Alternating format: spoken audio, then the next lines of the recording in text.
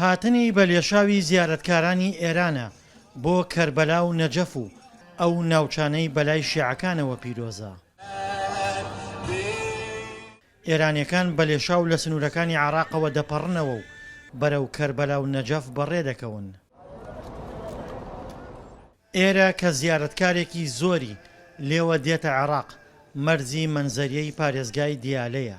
من تقریبا شاید امسال 11مین جارم هاتین بۆ ئەربعین لە توولە ساڵەش تێن بۆ زیارەتە تێدە هەوایی تێن بۆ قۆمە کاروانی تێن وەلی ئەم سەفەرە ئەربعینە سەفەری ترە یعنی حتمما نیشی من دعوەتەکەم لە هاوشاریان هەرکەس لە خەڵقی ئێران لە هەر کەسێک یەک پارێکی بین ئەگەر بین ئیتر ناتوانن تەرکی کرد.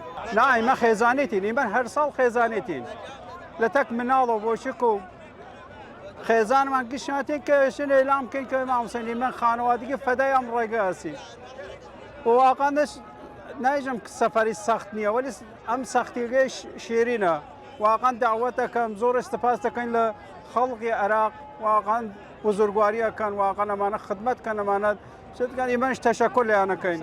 زیارەتکارە ئێرانیەکان کە بەلێشاو دێنە عێراق هیچ پشکنینێکی پزیشکیان بۆ ئەنجام نادرێت کە بەڕای پسپۆڕان ئەمە لە ڕووی تەندروستیەوە لێکەوتەی لەسەر دۆخی عێراق دەبێت.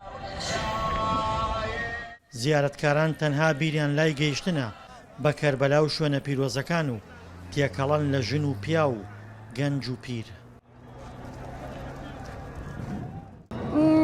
چند سالت دلم تو است که با ما کربلا زیارت امام حسین نیزانم اران نیت طلبیات الان وگرد دوستیلمان حاتمه هزاره امام عزیزم که واقعا شجاعانه جنگیه و منال خوی و خانواده خوی گشت گذشتی اره که اسلام پایدار بود افتخار کم اره امامم که حتی و منال شیرخارشی گذشتیه.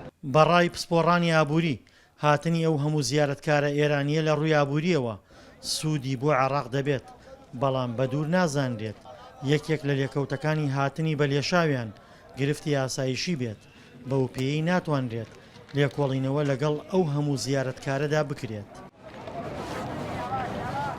بار پنجمه که مشرف میشیم به ئەمە پێنجەم جارە ئەو شانازیم پێدەبەخشی سەردانی کەربەلا دەکەم بۆ زیارەت. ئێستا بەرەو کازمیە و سامەڕا دەچین. دواتر بە پیادەڕەوی بڕیار دەدەین بچین بۆ زیارەتی ئەبا عەبدوڵڵا. حسین میریم برای زیارت ئەبا عەبدوڵڵا. حکوومەتی عێراق هێزە سەربازیەکانی لە سنوورەکان بڵاو کردووەتەوە بۆ کۆنتڕۆڵکردنی دۆخەکە. لەگەڵ ئەوەشدا زیارەتکارەکان بە پاسی گەورە دەگوێزرێنەوە بۆ کەربەلا و نەجەف و ناوچەکانی تری خواروی عێراق. دڵشاد ئەنوەر، دەنگی ئەمریکا، دەروازەی مەنزەریە.